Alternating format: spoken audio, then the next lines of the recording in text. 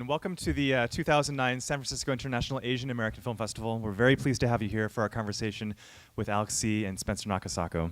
My name is Chi Wei Young. I'm the director of the film festival, and we are very honored to be presenting this session this afternoon. It's a real privilege for us to have Alex as a part of the festival and have Spencer here to help present it. It's an honor for me to be here to talk to you. We've known each other for a while. So every time we talk on the phone, is it also an honor? Only the phone sex. Talk to me about Watchmen and you know how it all started. Well, it probably started when I first read it when I was 12 years old, 12 or 13, and it really just kind of blew my mind in terms of what you were to expect out of comic books and what it was saying. I never read a comic book like that. I think, at the time, basically two comic books were known to change comic books forever, which was Dark Knight Returns and Watchmen.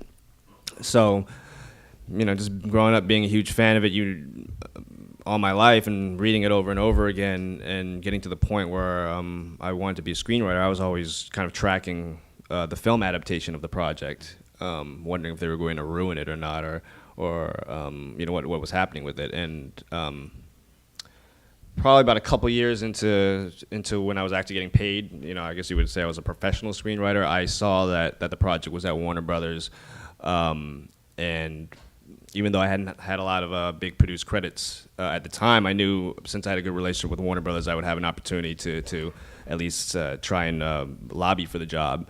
And I got a phone call with the producer, and that went well. And then I kind of just really kept working hard, and they gave me a shot at it. So I was really thankful for that. There's actually been quite a bit written about this journey, but for those of you that don't know, like getting in a room in Hollywood is a big deal in itself, right? Just being able to get in the room, and then the bottom line is that you have to sell yourself. Correct. Yeah. And you just don't. I mean, the myth is that you sell yourself to one person, but that's not true. Can you sort of talk about?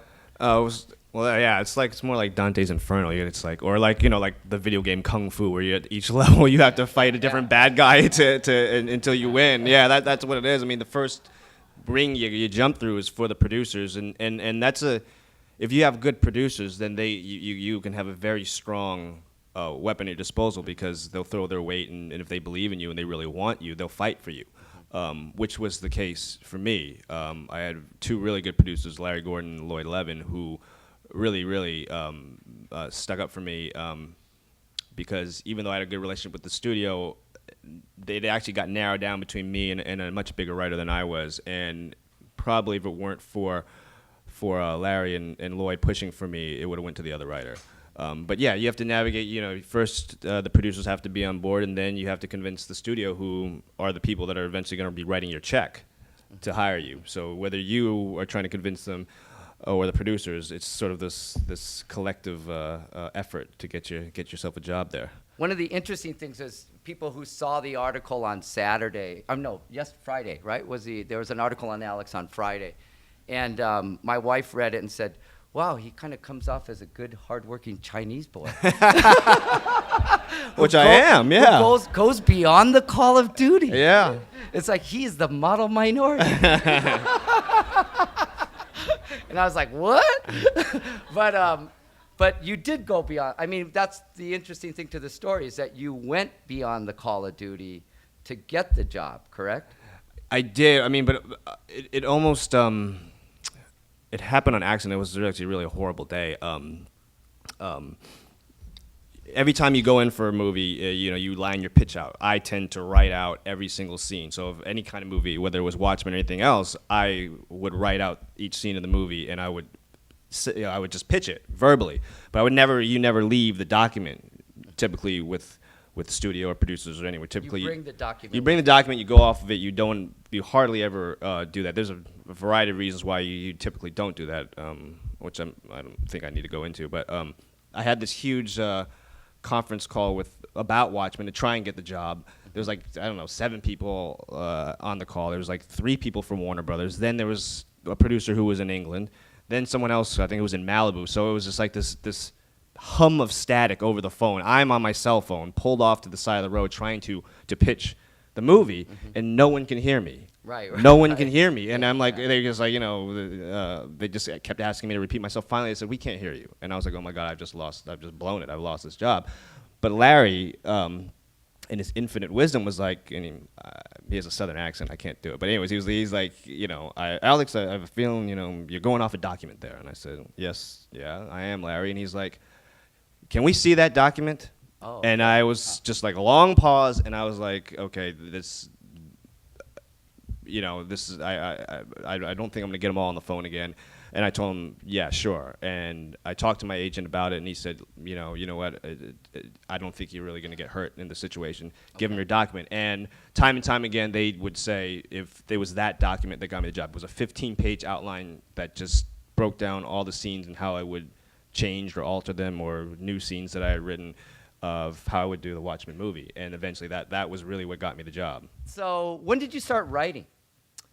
Probably when I started writing wouldn't be called writing. I remember growing up and like watching cartoons or reading comic books and saying like, well, why did it end that way? Well, why didn't I like G.I. Joe? Why doesn't Destro have a machine gun here? Why isn't anyone dying?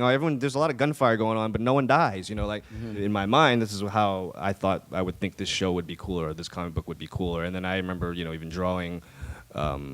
I'm terrible to artist, but making up my own characters and stuff like that. Like this would be a much cooler character to see in a show. That kind of stuff. So that at that age, even though I didn't really think of that as writing, it was. And this is middle school, high school? No, it's like elementary school. Oh, yeah. Okay. And then middle school, I think in middle school I wrote my my first well, I don't even know if you could call it a short story. It was whatever it was. Right. But I started writing. And I think I thought maybe I was good at it when I had a teacher in Presidio. It was in 6th grade. I wrote this story. It was like a Sherlock Holmes story. And I got an A on it. She just pulled me aside and said, I'm not saying you did, but did you plagiarize this? And I was like, what? I was just in shock. I was just so shocked. I was like, no. And then she no, I just want to ask because she pointed out some things, and it wasn't plagiarized. It was like, how would she was like, well, how would you know about handsome cabs? And I said, well, because I read Sherlock Holmes, and that's what they're writing on. Right. And I just put their writing on that in my story, and I pulled things from the world, and because I was trying to write a Sherlock Holmes story, and then I was like, okay, if she thinks I plagiarized it, then maybe it was actually all right. Yeah, it's pretty good. When you're like in high school, and are you thinking about more where you want to go? Or are you thinking about like what you want to do? Are you thinking of both? Yeah. I mean, as far as what I do now, I never thought that was a real job. It was always kind of in the back of my head. It's like that would be a cool thing to do. Okay. But I knew. Well, actually, the first thing I wanted to be, like when I was 6 years old, because I loved Saturday Night Live, is I wanted to be a stand-up comedian. And I remember telling my parents that, and they were just there's going to be a 20-minute performance. No. And I was like, and I remember the first time that my parents asked me, oh, what do you want to be when you grow up? And I said, I want to be a comedian. And they were just like, what? And I was like, yeah, you let me stay up late and watch Saturday Night Live. It's your fault, But that kind of quickly went away, and but I was always consistent in kind of interested in writing. Right. And then as I got older, and it's like, okay, well, you have to start thinking of something practical about it. I became more, angled towards journalism because, then my dad was like, okay, you can get a real job that way, so you should think about that. Right. I was like, okay.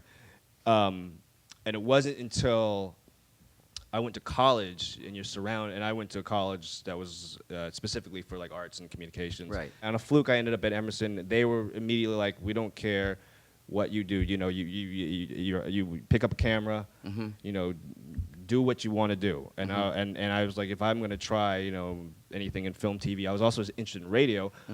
I at least want a shot to do it in college. So I went to, my freshman year I had a radio show. I was awful. I sucked. I was embarrassingly bad. And I was like, okay, this is really hard. I don't want to do this. Because also it's a process of elimination. But while I was there, you're surrounded by other film students saying, when I grow up, I'm going to be a director. When I grow up, I'm going to be, an actor. And I was like, yeah, okay. And then you start saying, okay, I could do that. And then what really changed it for me is I saw Pulp Fiction, and that was when I made the decision that I was willing to suffer for it, Okay. to be a screenwriter. And I think that's an important decision for anyone that enters the. I always say this, but it's an important decision for anyone who enters the entertainment business. I think because it's like a cool business, right? Who wouldn't want to be a celebrity, or who want to do those things Right. in theory, right? Right. But if you're doing it for the right reasons and you know how hard it is to do it, are you willing to make the sacrifices necessary to get there? And after I'm not saying Pulp Fiction was the most profound movie, but I just liked it so much that Right. that I was like, I don't care if I eat ramen noodles 7 days a week. I eat pizza, sleep on the floor. I want to try and do this with my life. Can you talk a little bit about, just adaptation in general? Because you're doing both, but with this one in particular, I actually, when you read about this stuff, a lot of people actually think it's really easy. Yeah. You just get the comic and the dialogue's all there. All the shots are there. You just write it in, right? You know what I mean? Yeah. Um, Well, I mean, Watchmen is an exception because it's such a revered piece of material. So, I mean, that's almost you almost follow a different set of rules for that. You're right with graphic novels. It's a little more. It's different when there's a visual reference, right? So, if you read a book, you may imagine, even though there may be a visual description of things, what you're envisioning in your head could be, varies from the reader. With a graphic novel, the visual reference is there, and everyone's seeing basically the same thing, right? So you have, especially when something's as put on a pedestal as Watchmen is, you have that challenge. People can see the costumes. They know what the characters are supposed to look like. They have all these things, whereas a novel may not have that. Right. I'm doing a couple of adaptations now, which I would approach differently than I did Watchmen. I'm adapting Ray Bradbury's. He has a compilation of short stories called The Illustrated Man. There's 18 short stories. Obviously, you can't do all 18, even though we're doing it as an anthology. So we had to we picked like 6 of them, and then I had to find a way because we decided we weren't going to do an anthology like you would just see a bunch of short films. We were going to try and tie them all together. Right. So I had to figure out a way to tie it all together and sort of be thematically consistent. It required a lot more invention than Watchmen did. Right. And I don't think Watchmen as a story required as much invention. I'm technically doing another adaptation from Michael Mann called The Winter Frankie Machine, but neither Michael nor I have actually read the book. Okay? And I would never do that. Right. I would never do that without it being the vision of a filmmaker. If someone had brought it to me like that, I just wouldn't do that. It would take a filmmaker because what happened was that it's a movie supposed to star Robert De Niro. De Niro's also producing it.